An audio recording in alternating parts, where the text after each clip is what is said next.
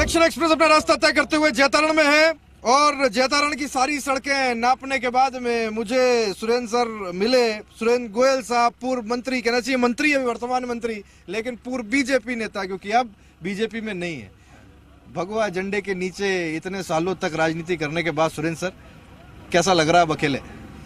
मैं अकेला नहीं हूँ, लाखों की तादाद जनता मेरे साथ में है और जनता के कहने के अनुसार मैंने ये कदम उठाया है। अगर पार्टी जिस पौधे को मैंने 40 साल से सींच रहा हूँ और वटवृक्ष बनाया है तो कम से कम मेरी रेस्पेक्ट है। 5 बार एमएलए रहा हूँ, मिनिस्टर रहा हूँ, तो उनको चाहिए कम से कम मेरा टिकट काटते, कोई बात नहीं, 5 दिन पहले मुझे बुला करके कह देते कि मिस्टर गोयल अब बहुत टाइम हो गया, किसी दूर से हो, तो मैं मेरी जनता को शामिल करता, उनको पूछता जो 25 साल 30 साल 40 साल से जो कार्यकर्ता इस पार्टी को सींचने में लगे हुए, उन कार्यकर्ताओं में से 5-7 नाम देते, उनमें से कोई पार्टी तय करती तो हम पूरी जनता उनके लिए पलक पावड़े बिछा करके उनके लिए काम करते हैं। सुरेंद्र गोयल साहब ये कह रहे हैं कि उनके साथ में धोखा हुआ, पार्टी ने धोखा किया। ऐसा है, मेरे साथ तो धोखा वही है ना। धोखा हुआ है? हाँ। किसने किया है धोखा? पार्टी ने किया या किसी व्यक्ति ने किया? ऐसा है कि जो व्यक्ति महत्वाकांक्षी थे उनको पता था कि ये आदमी जनता के को पलकों पे रखता है और जनता इसको पलकों पे रखती है। गौरव यात्रा के अंदर देखा आपने 30-40 हजार की गैदरिंग थी, बड़ी गैदरिंग थी, और एक ही आवाज में सुरेंद्र गोयल जिंदाबाद। तो उनको लगा कि अब की बार ये जीतेगा तो इसको टिकट में निपटा दो जिससे कि ये चुनाव नहीं लड़ सके। सुरेंद्र गोयल साहब के लिए ये भी कहते हैं साहब, अगर सुरेंद्र गोयल साहब ये कहते हैं ना कि उन्होंने पार्टी को इतना दिया, तो पार्टी के कई लोगों से मेरी बात हुई, उनका कहना यह था कि हमने सुरेंद्र गोयल को पार्टी ने जीवन भर सब कुछ दिया, लेकिन सुरेंद्र गोयल साहब ने एक चीज के लिए पार्टी को छोड़ दिया। नहीं, मैं कह रहा हूँ ना आपके, मेरे को कोई बनने का शौक नहीं है। हाँ। न मैं एमएलए की भूख है, न मंत्री की भूख है, मुझे भूख है जनता की सेवा की। और जनता की सेवा मैंने इस 30 साल तक, ये जैतारण कॉन्स्टिट्यूंसी ऐसी थी जब 1977 में पूरे हिंदुस्तान में जनता पार्टी आई थी, यहाँ जैतारण में कांग्रेस जीती थी। ऐसी कॉन्स्टिट्यूंसी, उस कॉन्स्टिट्यूंसी को हमने लोगों का दिल जीत करके, उनके अभाव वियोग सुन करके, उनके विकास के नयाम स्थापित करके, उनका दिल जीत करके मैंने यहाँ तक पहुँचा है। एक स्वाभिमान की लड़ाई वो मारवाड़ के जसोल से मानवेंद्र सिंह जी भी लड़ रहे हैं, वही वाली स्वाभिमान की लड़ाई है क्या आपकी?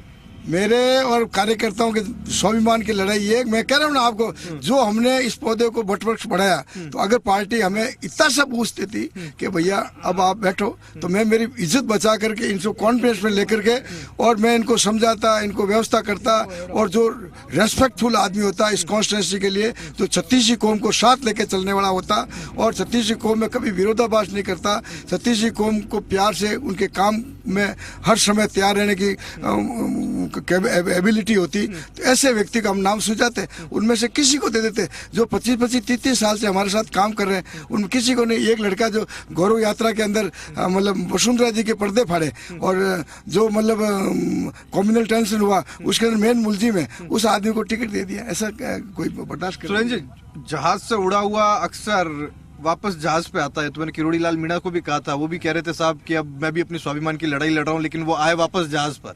आना वापस जहाज पर, ये उसी वटवृक्ष की डाल पर आपको वापस बैठना है जहाँ से आप चले थे। ऐसा है कि मैं क्या कह रहा हूँ कि चुनाव जीतने के बाद इन सब छत्तीसी कौम जनता को और मेरे कार्यकर्ताओं को शामिल करूंगा, और ये जो आदेश करेंगे कि जैतारण का जिसमें भला है और जैतारण जो जनता जो चाहती है और ये कार्यकर्ता चाहते हैं और जो जनता चाहती है, वो काम मैं करूंगा। चुनाव जीतने के लिए आप आश्वस्त है? एक तरफ कांग्रेस का चौधरी जी लड़ रहे हैं, एक तरफ सैनी साहब लड़ रहे हैं, कास्ट कॉम्बिनेशन वो वाली नहीं, पुरानी वाली। वो आप 11 तारीख को आपको रिजल्ट बता देंगे कार्यकर्ता, समझ गए ना आप। 11 तारीख को आप, कोई ज्यादा दिन नहीं है, सिर्फ 10-11 मैं वापस आऊंगा सुरेंद्र जी, आपसे बात करूंगा, लेकिन जब पार्टी से लड़ते तो पैसा मिलता है, कुछ मजबूती होती है। पैसे की कमी तो नहीं आ रही चुनाव लड़ने में? पैसे की कमी तो नहीं आ रही चुनाव लड़ने में? जनता लड़ रही है चुनाव, जनता लड़ रही है, मेरे पैसों की कोई जरूरत ही नहीं है मुझे। ठीक है ना? ठीक है, थैंक यू। बहुत बहुत धन्यवाद गोयल साहब आपका हमसे बात करने के लिए। पूर्व मंत्री गोयल साहब हमारे साथ थे, उनका कहना है कि वो जीतने वाले हैं और जिस पार्टी को उन्होंने वटवृक्ष बनाया, चाहते हैं कि उस पार्टी से वैसा साथ मिलना चाहिए था, जब नहीं मिला तो अलग से अब चुनाव लड़ने वाले।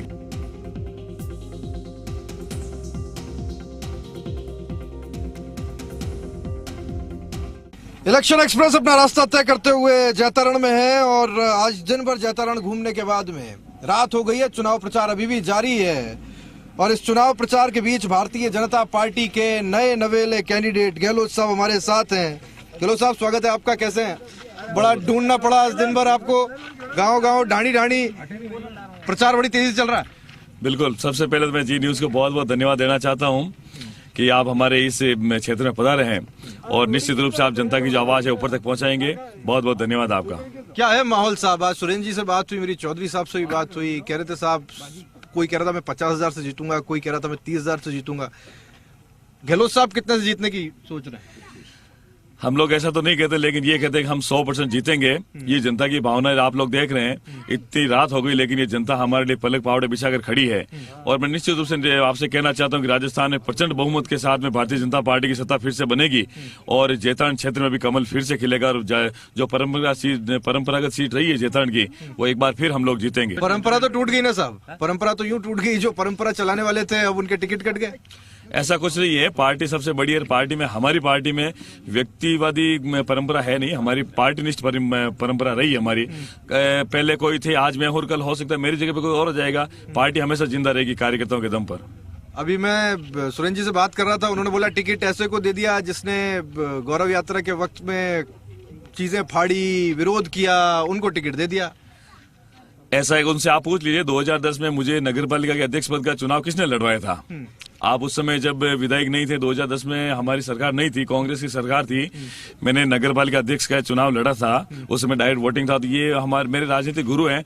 लेकिन चूंकि अब टिकट पार्टी ने परिवर्तन कर दिया है, वो सर्वे में हार रहे थे और लोगों की बातें उनको ज्यादा ठीक लग नहीं थी कि जनता जनार्दन जो कह रही थी वो उनकी बातों में लग नहीं रही। इसलिए टिकट कटने के बाद में हर एक व्यक्ति के मन में ऐसा होता है। लेकिन मैं तो आज भी कहता हूँ कि आप आइए हमारी पार्टी में, आपका स्वागत है और आप हमारे साथ प्रचार करिए। ठीक है। मैंने तो गहलोत साहब ये कहा उनको, मैंने तो कहा साहब कि जो उन्होंने कहा मैंने वटवृक्ष बनाया इस पार्टी को, बहुत सींचा, पार्टी ने मुझे छोड़ दिया। मैंने कहा सुबह का भूला हमेशा शाम को घर पे आता है।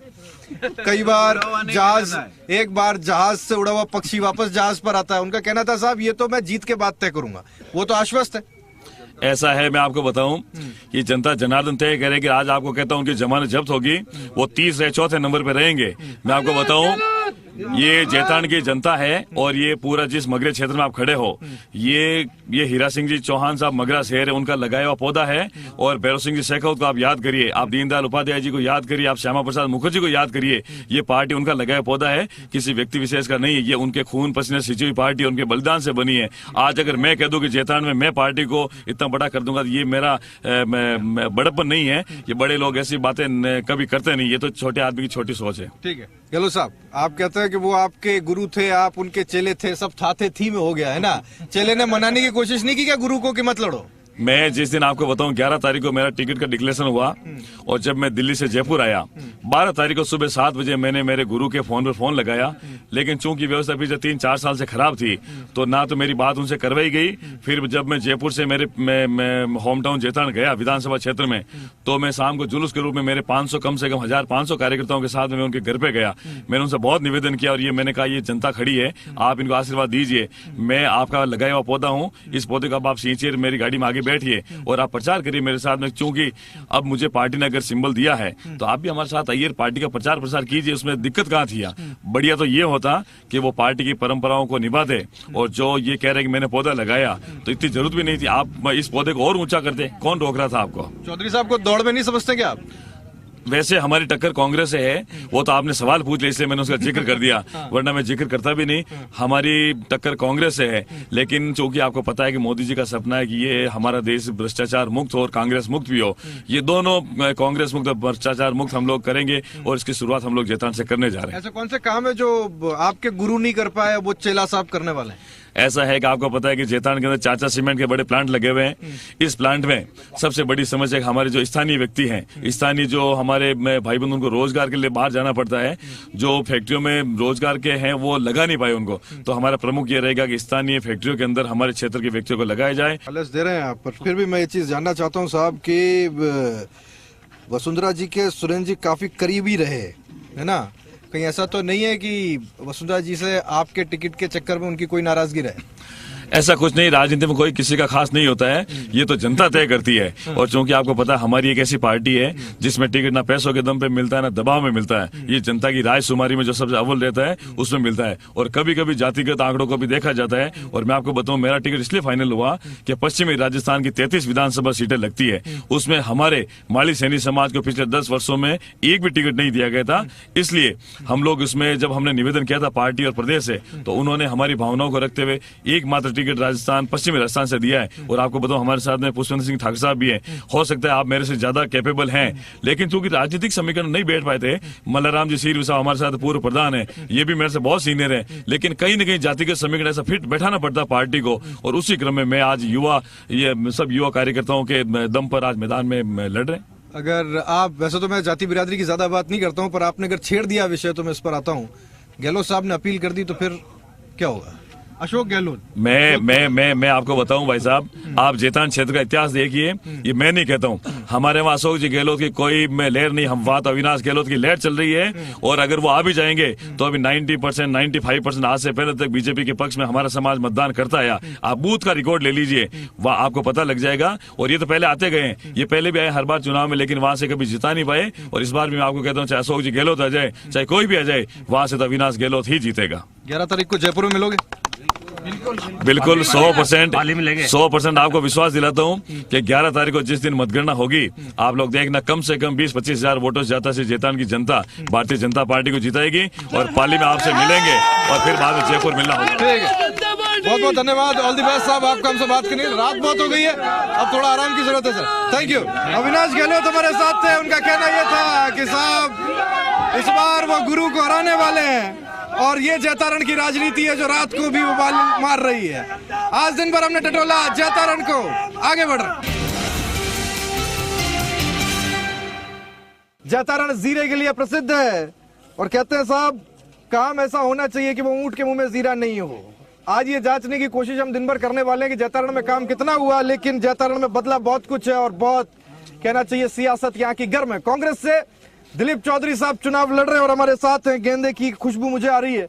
दिलीप जी, जीत हार कुछ सूंघ पा रहे हैं क्या? बिल्कुल, जैतारण क्षेत्र के अंदर कांग्रेस पार्टी के पक्ष में शानदार लहर चल रही है और पूरे आम मतदाताओं के दिलों के अंदर है कि इस बार जैतारण से मैं प्रचंड बहुमत के साथ भारी वोटों से जीत रहा हूँ। जैतारण से आपको क्यों लग रहा है कि आप जीतने वाले हैं? क्योंकि भारतीय जनता पार्टी के 5 साल के कुशासन से आम आदमी में गुस्सा है, कोई काम हुए नहीं। और चाहे पानी का मामला हो, चाहे बिजली का मामला हो, चाहे नौजवानों को रोजगार देने की बात हो, चाहे किसानों के साथ जो जुल्म हो रहे हैं, किसानों की फसलों की बिक्री इस राज्य में हो नहीं रही है, किसान परेशान है। आज सभी वर्गों में इतनी परेशानियां हैं कि आज आप देखिए कि हमारी कांग्रेस की जब सरकार थी, हम लोगों ने फ्री मेडिसिन, फ्री जांचों का काम किया। गहलोत साहब की सरकार के टाइम में हमने गरीबों को पेंशन देने का काम किया, हमने अस्पतालों में निःशुल्क दवा, निःशुल्क जांचों का काम किया। हमारे टाइम में राशन की दुकानों पर आम गरीब को 2 रुपए किलो अनाज सरलता से मिलता था। हमारी तमाम योजनाओं को इस भारतीय जनता पार्टी के शासन के अंदर पूरा तोड़ मरोड़ कर दिया गया। आज गरीब आदमी में भारी गुस्सा है भारतीय जनता पार्टी के खिलाफ। और मैं आपसे निवेदन करना चाह रहा हूँ कि आज जो मेरे पक्ष में जैतारण में सड़कों पे लोग उतर आए हैं, 7 तारीख आते आते जनसैलाब पूरे सड़कों पर कांग्रेस पार्टी का झंडा लेकर खड़ा रहेगा। और जो विपक्ष जो इनकी हार होने वाली है वो बहुत बड़े मार्जिन से होने वाली है। दिलीप जी, एक सैदी साहब हैं, दूसरे कुमावत साहब हैं, गोयल साहब। अब इस जाति और इस इक्वेशन में कहाँ फिट हो रहे हैं चौधरी साहब? मैं हर गांव में आप देखिए दिलीप चौधरी नजर आ रहा है। मैं देख रहा हूँ साहब, आपकी जगह जगह लिखा हुआ है 36 कौम आपके पोस्टरों पर। 36 कौम लिखने की जरूरत क्या है? क्योंकि मैं 36 कौम का नेता हूं और 36 कौम मेरा परिवार है। सभी जाति बिरादरी के लोग मेरे साथ जुड़े हुए हैं। मैं किसी एक जात का राजनीति करता नहीं और मेरी जात 36 कौम है। इसलिए जैतारण क्षेत्र का बच्चा आज दिलीप चौधरी के पक्ष में खड़ा है। लोग तो ये बोल रहे हैं कांग्रेस दरअसल 36 पार्टियों में अलग अलग बटी हुई है, 36 लोगों में। अब मैंने सुना साहब गहलोत साहब का आपकी पार्टी की तरफ से यहाँ जो कार्यक्रम चल रहा था उसमें जयकारा लगा, सचिन पायलट का जयकारा लगा, आपका जयकारा लगा, लेकिन डूडी साहब का नहीं लगा। नहीं, हमारे गहलोत साहब, सचिन पायलट साहब, रमेश डूडी साहब और हमारे राहुल गांधी जी सभी हमारे आदरणीय नेता है और उन सब के नेतृत्व में राजस्थान में कांग्रेस पार्टी चुनाव लड़ रही है और आने वाले समय में राजस्थान में कांग्रेस पार्टी % बहुमत के साथ सत्ता में लौट रही है। आपने अभी बोला, मैंने सुना 150 सीटें आप लेकर के आने वाले हैं जी। ज्यादा नहीं हो गया? 150 से ज्यादा लेंगे हम। तो इस बार तो इतनी आंधी चल रही है कि लोगों में आज आम आदमी, मैं मेरे इलाके की बता रहा हूँ कि रोजाना सैकड़ों भारतीय जनता पार्टी के कार्यकर्ता कांग्रेस पार्टी ज्वाइन कर रहे हैं। हाँ। आज स्थितियां इस रूप में बन गई कि विपक्ष हमारे सामने कहीं ठहरता ही नहीं है। दिलीप चौधरी को सिचुएशन का फायदा मिल रहा है कि लोग कह रहे हैं कि साहब सुरेंद्र जी को टिकट नहीं मिला इसलिए दिलीप जी को फायदा होता है। उनके पास टिकट होता तो मेरे को फर्क नहीं पड़ता। हाँ? आज जो विपक्ष में जो कैंडिडेट खड़े हैं वो मेरे को वो वोट पूरे आपस में टूटे हुए हैं। आज जलदाय मंत्री वो पानी की बाल्टी लेकर, खाली बाल्टी लेकर घूम रहे हैं। उनके पास जलदाय विभाग का महकमा था, वो अगर बड़ी बाल्टी लेके घूमते तो वो पानी पिलाते नौबत नहीं आती। ये बीजेपी के जितने भी मंत्री है, जनप्रतिनिधि है, इन लोगों ने 5 साल तक अहंकार और घमंड के अंदर सरकार अपना समय खराब कर दिया।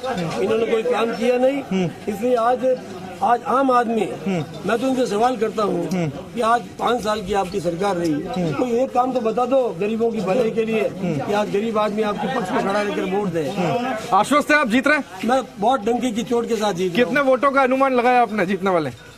मैं तो समझ रहा हूँ मैं 50,000 से अधिक वोटों जीत। 50,000 वोटों से बहुत बड़ा, इतने 3 लोग जब मैदान में, शायद ये मार्जिन बढ़ भी सकता है। अच्छा, किसके ज्यादा करीब है चौधरी साहब, पायलट साहब के कि गहलोत साहब के? मैं तो राहुल गांधी जी मेरे नेता है, गहलोत साहब मेरे नेता है, पायलट साहब हमारे नेता है, रमेश डूडी साहब नेता है, मैं तो एक छोटा कार्यकर्ता हूँ। दिलीप चौधरी साहब अगर जीतकर विधानसभा पहुंचे, गहलोत साहब के लिए हाथ उठाएंगे कि सचिन पायलट साहब के लिए हाथ मैं उठाएंगे? कांग्रेस पार्टी के साथ खड़ा हूँ, जहाँ राहुल गांधी जी कहेंगे वहाँ खड़ा रहूंगा। Thank you very much Dilip ji, all the best आपके इलेक्शन के लिए। दिलीप चौधरी हमारे साथ थे। इलेक्शन एक्सप्रेस आज से टोल रही है जैतारण का। दिलीप जी का ये दावा है कि वो 50,000 वोटों से जीतने वाले। इलेक्शन एक्सप्रेस अपना रास्ता तय करता हुआ जैतारण पहुंची और जैतारण में हम ये जानने की कोशिश कर रहे हैं कि आखिर यहाँ का सियासी मिजाज क्या है। अब तक 2 पार्टियों के इर्द गिर्द रहने वाली यहाँ की राजनीति इस बार कहना चाहिए एक त्रिकोण में है और यहाँ से गोयल साहब निर्दलीय चुनाव लड़ रहे हैं। प्रजापति साहब, क्या है माहौल? गोयल साहब बाल्टी। गोयल साहब बाल्टी, गोयल साहब बाल्टी का मतलब ये उनका चुनाव चिन्ह बाल्टी, उनको बाल्टी नहीं कह रहे हैं ना, है ना? उनका चुनाव पार्टी के साथ में नहीं, हम बाल्टी के साथ में। पार्टी के साथ नहीं, बाल्टी के साथ में। क्यों है आप?